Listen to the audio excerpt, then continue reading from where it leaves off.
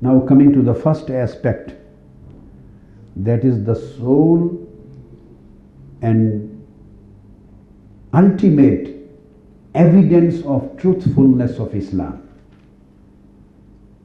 That is the Holy Prophet's person and his seerah. It is stated in Surah Yunus.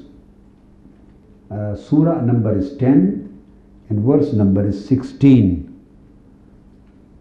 When Holy Prophet sallallahu alaihi wasallam first time he invited the Quraysh, the non-believers, but particularly from his family, the Quraysh, all heads of the tribes and important influential people. And first time he invited them to embrace Islam. So they asked for an evidence for the truthfulness of his claim, truthfulness of his invitation. I will go on describing all these things briefly because the overall, the material and the relevant important things are quite large in number. So we are concentrating on Quran primarily. So he was asked for some evidence on the truthfulness of his claim or his invitation, da'wah of Islam. They asked for shahada.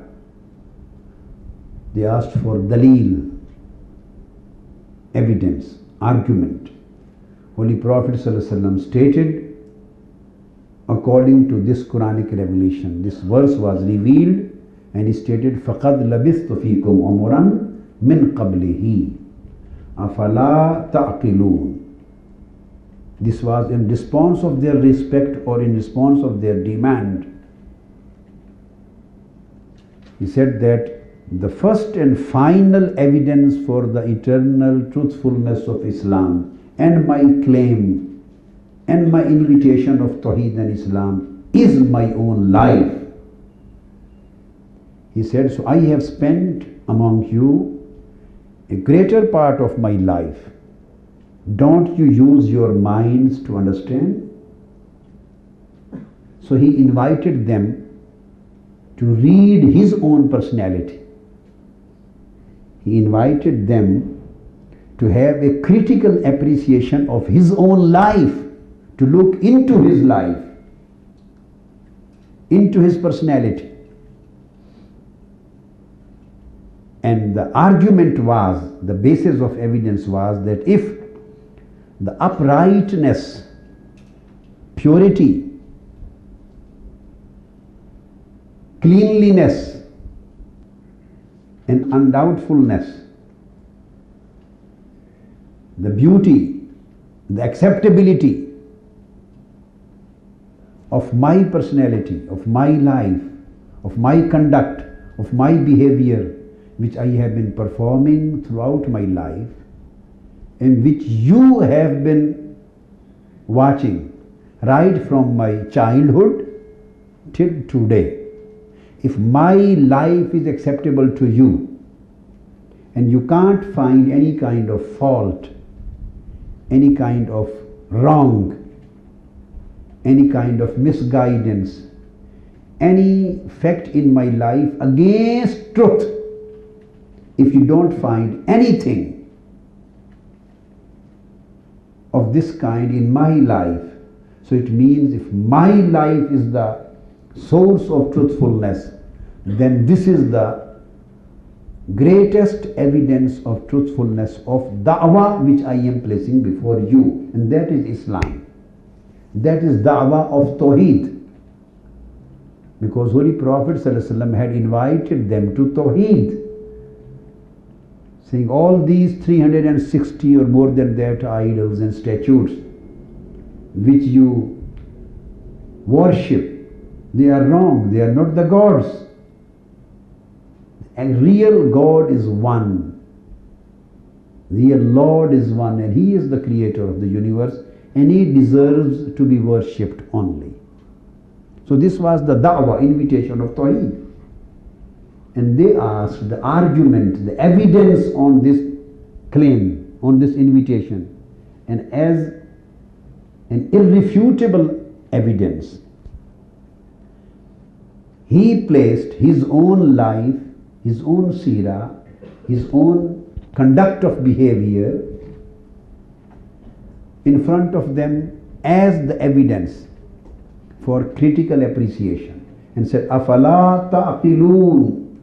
You can appreciate it critically, you can analyze it, you can assess it, you can judge it, you can evaluate it, you can look into it in its each angle, each aspect. If you find any kind of flaw or fault in my life and personality, then you may reject my da'wah.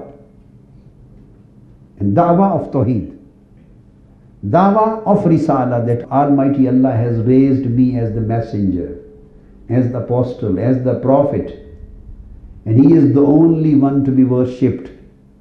So the sole, the only and the basic da'wah of Islamic faith, you may reject it. I allow you to reject if there is any fault in my life. And if my life, you find it beyond all doubts and beyond all wrongs, in spite of your thorough critical appreciation, then I invite you to accept my da'wah of Tawheed and Islam. So Almighty Allah, the first thing is that Almighty Allah has made the first and final evidence. He has made the Prophet Muhammad ﷺ and his life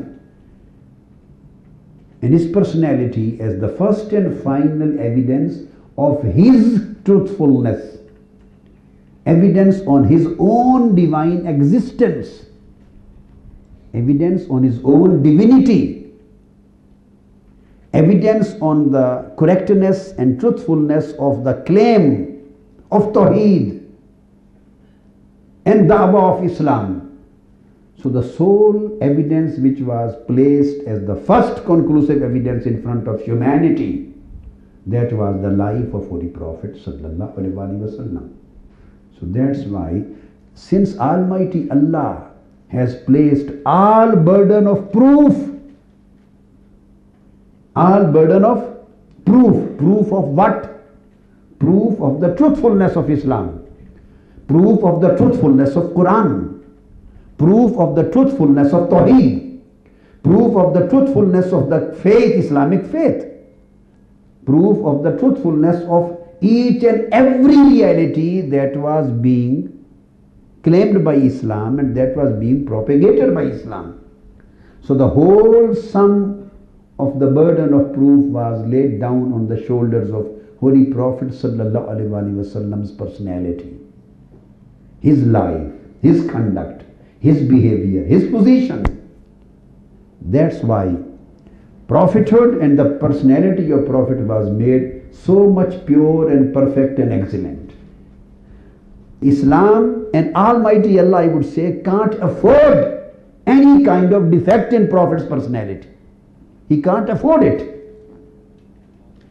because he has declared his life and his personality as the first and final evidence of his own truthfulness. So any kind of imperfection is unaffordable in Islam. So this is the significance of the Prophet in teachings of Islam, because this is the whole burden of proof lies on him. That's why his personality and his conduct and his seerah has been made so perfect, so excellent, so accurate, to be acceptable to everyone. That's why Holy Prophet Sallallahu Alaihi Wasallam, next verse of Quran, has been declared to be the absolute and conclusive evidence. Quran has given him the name of Al-Burhan. The first verse which I have quoted, that is from Surah Yunus. I have given you the reference. Surah Yunus, verse number 16.